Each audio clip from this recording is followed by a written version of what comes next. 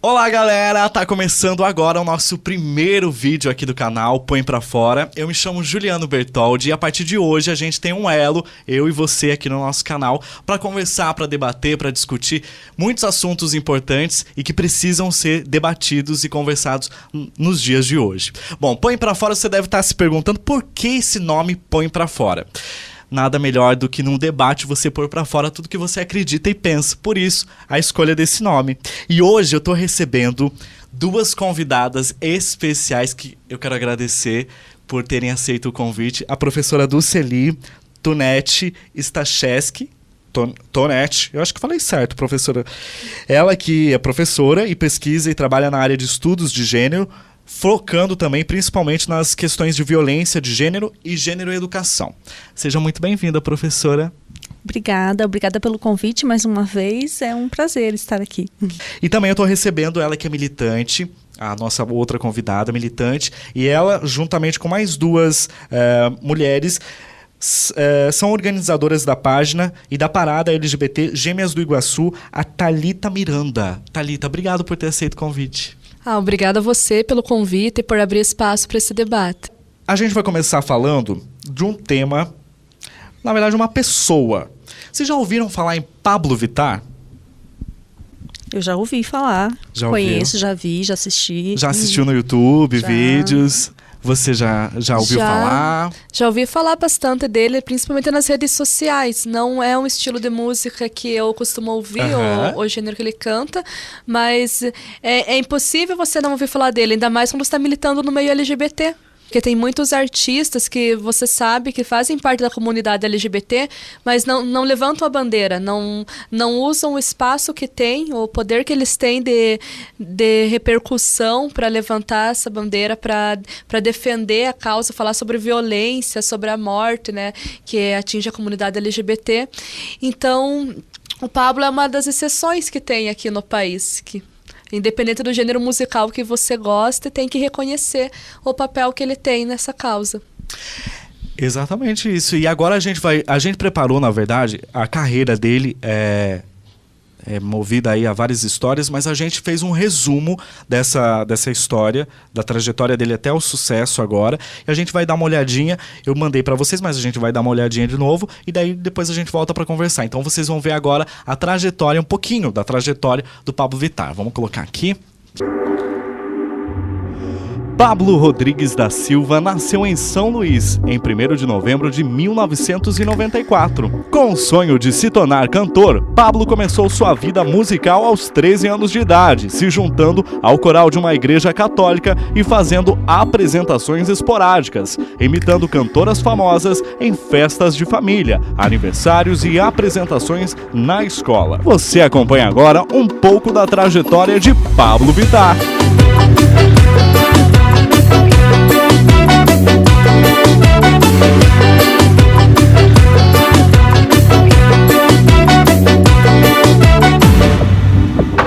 Ainda na adolescência, ele começou a compor suas próprias músicas e a partir daí decidiu que era isso que ele queria fazer da vida.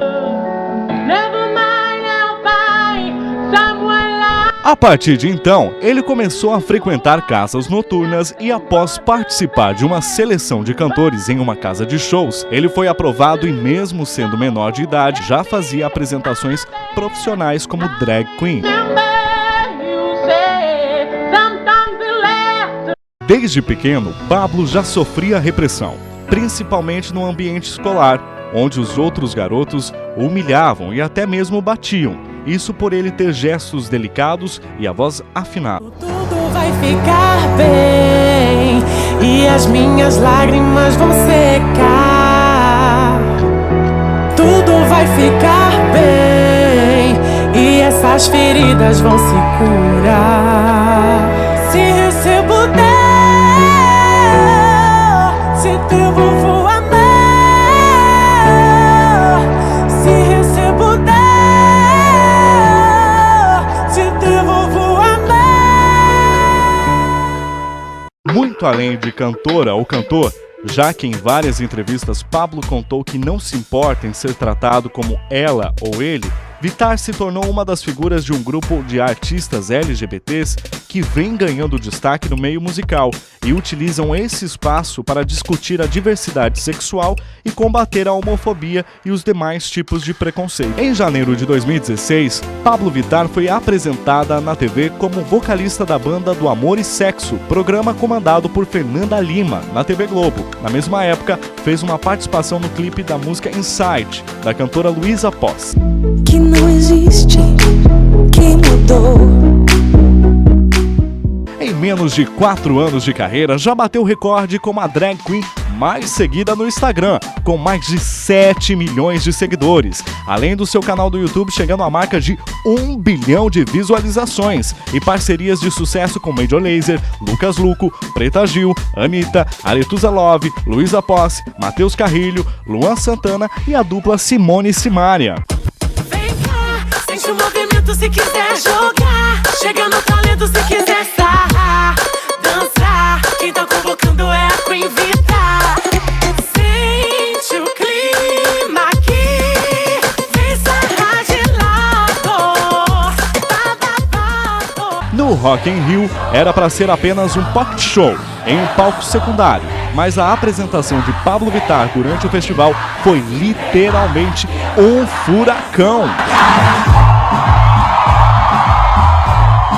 Após esse sucesso, o povo pediu mais e os organizadores do evento convocaram Pabllo para se apresentar com a cantora internacional Fergie e a internet veio abaixo.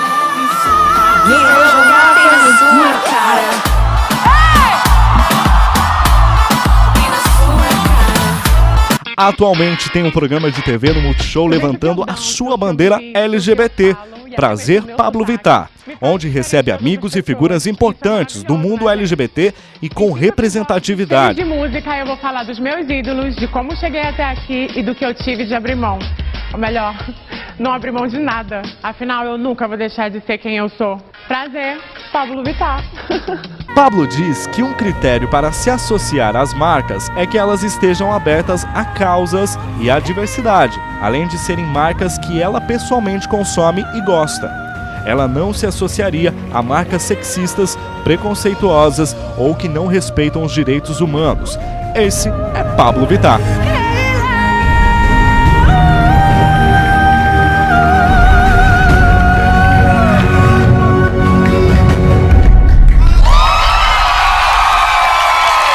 Quando vocês viram a Pabllo Vittar, qual que foi a primeira impressão que vocês tiveram? Linda, né?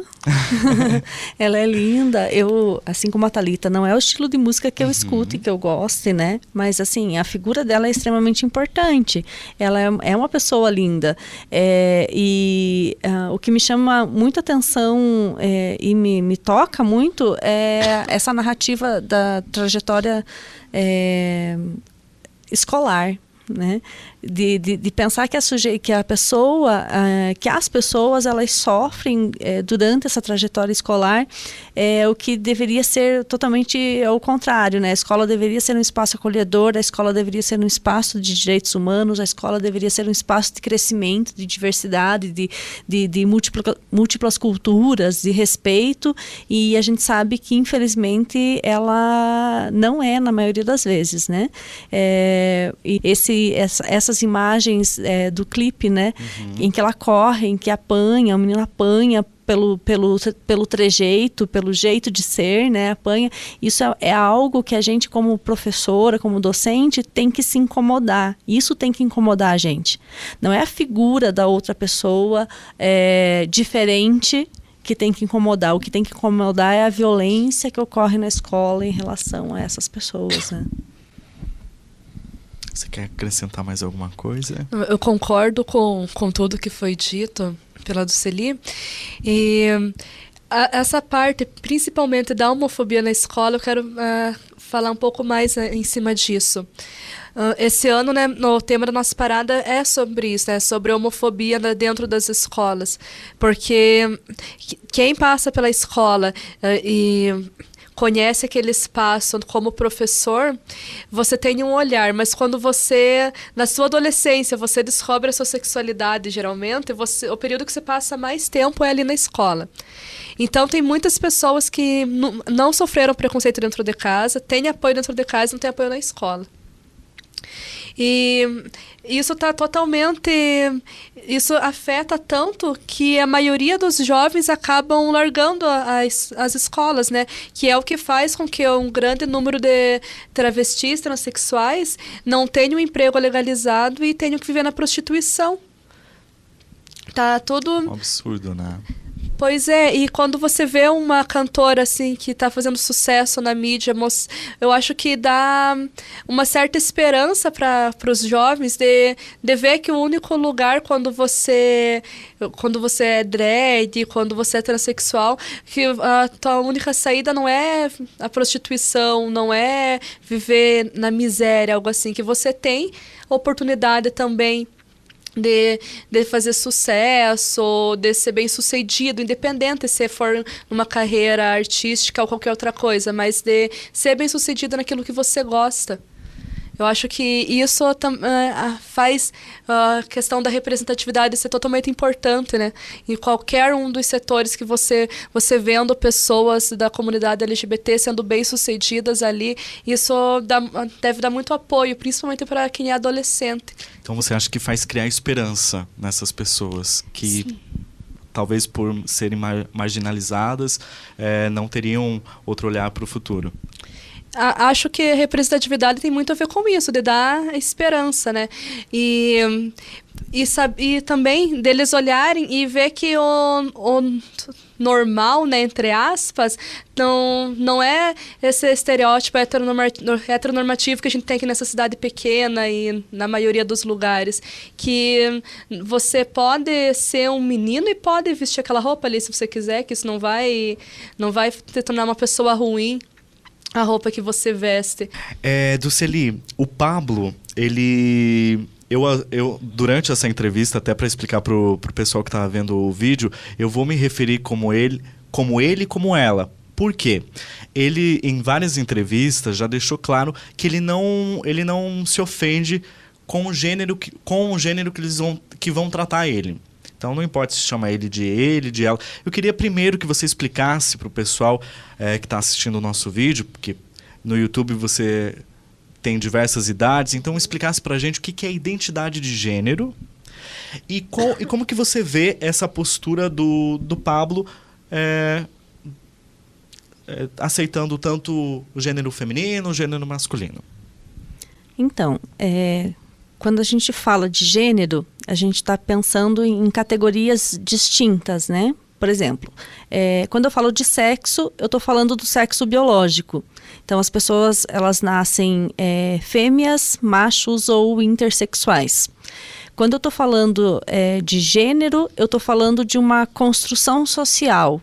Então, uma forma de ser homem, uma forma de ser mulher, que isso é aprendido. Não tem a ver com o sexo biológico, tem a ver com aquilo que é culturalmente aprendido. Por exemplo, hoje se entende que a saia é uma roupa feminina. Não foi assim em todos os tempos, né? Em outros momentos, e nem é assim em todos os tempos, em todos os lugares, né? As culturas, elas vão determinar o que é masculino, o que é próprio do masculino, o que é próprio do feminino culturalmente. Quando a gente está falando de identidade de gênero, eu estou falando de como a pessoa se sente, se percebe, se vê. Identidade tem a ver com como eu me identifico. Não tem tanto relação, quando a gente vai falar do conceito de identidade, de pensar a minha identidade tem relação com a alteridade, tem relação com o outro. Quando a gente fala de identidade de gênero, aqui é como eu me penso, eu me identifico. Então, a gente tem pessoas com a identidade de gênero que concordam com o seu corpo biológico. Por exemplo, eu sou mulher cis. O que significa isso? Eu nasci num corpo biológico de mulher e desde sempre me entendo como mulher. Então, o meu corpo concorda com a minha identidade de gênero. E existem as pessoas trans, que são pessoas que nasceram em um determinado corpo biológico, mas a sua identidade de gênero, ou seja, a forma como ela se percebe, como ela se pensa, ela é contraditória em relação a esse corpo biológico. Então, a gente vai falar das mulheres trans que nasceram num corpo masculino, biologicamente masculino, mas se percebem, se veem, se entendem como mulheres. Então, são mulheres trans. Dentro dessa categoria que a gente chama de identidade de gênero, a gente vai ter uma infinidade de sujeitos. A identidade tem relação a como as pessoas se percebem, se veem, se identificam, se definem ou não se definem. Quando a gente vai falar de pessoas, fugiu a palavra aqui agora, não binárias, né? Eu não quero me definir enquanto masculino ou feminino. Eu não preciso me definir enquanto masculino ou feminino. Ou como o Pablo ou a Pablo. Não importa como você queira me categorizar. A pessoa não tem necessidade dessa categorização. Tanto faz, eu sou pessoa. Né? Então não me importa se você vai me chamar de ele ou de ela, porque a pessoa, né, o que quer é ser tratada com a dignidade de pessoa. Tem um grupo de Croquettes, não sei se é antigo, vocês, enfim. Procurem, pessoal, na internet, Zicroquete, que é um grupo musical da década de 70, que era um conjunto, são 11 homens, nasceram biologicamente homens, e esse é um grupo musical. Entre esses sujeitos tinham homens homossexuais, heterossexuais, bissexuais e tal, e eles se apresentavam no palco com roupas femininas. E eles dançavam. E um dia um repórter perguntou para eles como que eles... que eles eram? Era um show de homens? Era um show de homossexuais? Era um show de mulheres? Era um show de quê? E aí um deles falou assim, é um show de pessoas. E é esse sentido que eu vejo quando o Pablo, ele não quer se identificar, né? Ele não é que ele não queira se identificar, ele não se importa com a forma como que o outro vai categorizar ele, porque ele é ele, ou ela, ele é a pessoa. Não tem importância grande como que você vai denominar. Então, as pessoas que têm a identidade de gênero não binárias, por exemplo, é isso. Ele, ela, pessoa. Preconceito, as pessoas, o grupo, o movimento LGBTI, todas sofrem. A gente não quer comparar agora nessa pergunta aqui. Mas vocês acham que o travesti, transexual e o transgênero sofre mais do que as outras pessoas LGBTs? Preconceito, acho... até na vaga de um emprego, na escola. Em dados é comprovado que é a parte da população que mais sai da escola por questão de preconceito, que mais está em situação de prostituição, que mais é assassinada, que mais é estuprada. Então, eles sofrem bastante. Não tem como. Mas é complicado dizer que sofrem mais. Mas o Brasil é um país horrível para os transexuais. Isso não há dúvida nenhuma. É comum a gente ouvir as pessoas falarem, né? Eu não me importo que sejam gays, desde que não fiquem se expondo. Né? Eu não me importo que seja um casal de lésbicas, mas não precisa ficar se abraçando em público, né? Então, esse é um preconceito terrível, né? E por que eu citei esse exemplo, né? As pessoas as travestis, as transexuais, elas aparecem de uma forma muito mais nítida do que outras pessoas lésbicas, gays e tal, que não são aparentemente, não se apresentam tão assim para as pessoas. E esse aparecer incomoda. Esse aparecer incomoda, por exemplo, na escola, é alguém que está ali e não tem como você negar. Você pode fingir que não sabe, fingir que não viu, ignorar que existem dentro de uma sala de aula estudantes homossexuais, como na fala que você comentou que a professora achou que estava falando só para heterossexuais. Então você pode passar, fingir que não existem pessoas homossexuais ali, mas quando a travesti está ali é visível que ela está ali, e essa presença ela acaba se tornando uma presença incômoda para essas pessoas que têm o preconceito. Então por isso que talvez o preconceito ele seja mais aparente em relação a esses sujeitos, por conta de que essas pessoas aparecem mais. Eu não sei se eu me fiz entender pela lógica, né? É mais difícil para uma pessoa, para uma travesti, conseguir um outro emprego. Tanto pela questão da trajetória, que ela já é excluída na escola, então ela já tem uma carência formativa que possibilitaria o acesso a outras formas de trabalho, mas também em determinados locais de trabalho, a aparência dessa pessoa já é muitas vezes excluída, né? Ela já é excluída por conta dessa questão. E que se fosse, por exemplo, ele é gay, mas ele não vai ficar aqui se mostrando gay na empresa, então não tem problema.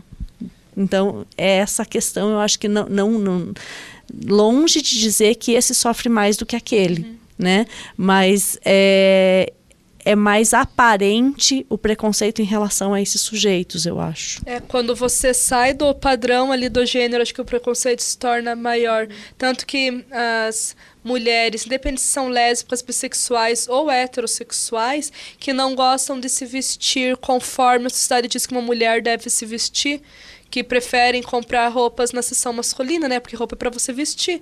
Então você veste o que você gosta. Você gosta de usar uma calça larga? Nossa, modelo, prefiro aquele modelo lá. Tá na seção masculina, mas te serviu e você quer usar? Né? Ter o direito. Mas essas mulheres, elas são muito mais marcadas.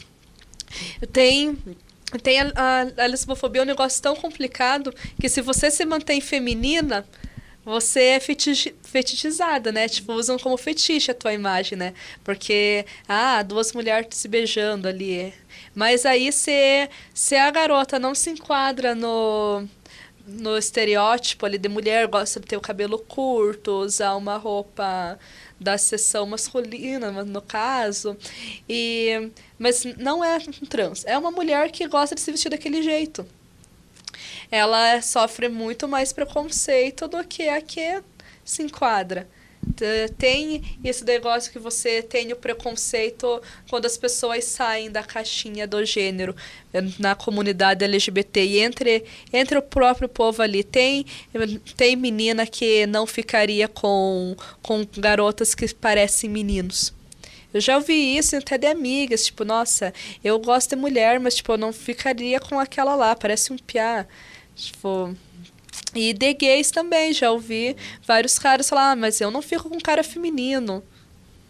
Eu acho muito interessante em toda a mídia, assim, quando aparece algum jornalista, algum ator, algum músico, mesmo que eu acompanhe a carreira, não saiba da carreira, mas se vê eles assumindo, porque quando eles assumem geralmente a sua orientação sexual em público, é porque eles querem defender a causa.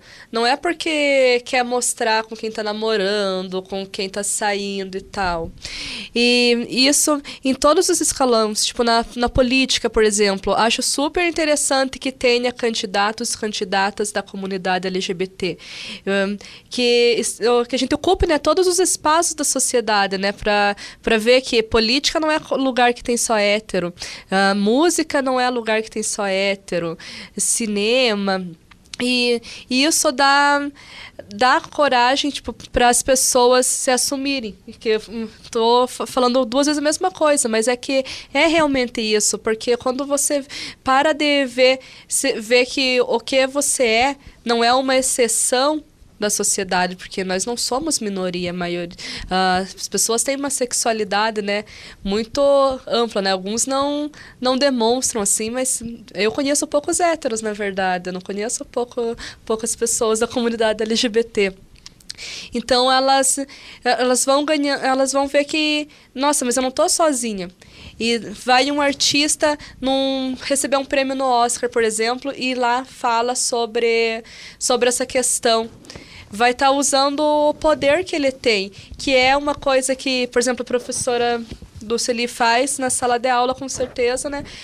Ela usa o espaço dela ali também para falar sobre questão de gênero, se surge ali, né? Você vai ocupar o espaço que você tem, o espaço de poder. Então, se você é uma pessoa famosa, você tem mídia e eu acho que tem um certo dever, sabe, com as outras pessoas. Eu, por exemplo... Um ato político? É um ato político. Por exemplo, quando nós estamos ali na comissão realizando a parada LGBT, é uma coisa que a gente tem que aproveitar, nós que temos essa liberdade de fazer uma comissão e sem correr o risco de ser expulsa de casa, ser escrachada pela família, pelos amigos, né? A gente está ocupando um certo poder que a gente tem para trazer uma coisa para mais pessoas. E acho que todo LGBT tem um certo dever, porque teve muito gay, muita lésbica, muito bissexual, né, transexual morto, né, pelo que é. Então você tem que sempre estar se reafirmando. Não é porque acha bonito ser gay, acha bonito ser lésbica. Não, acho que é normal. Então tem que aprender a tratar dessa forma.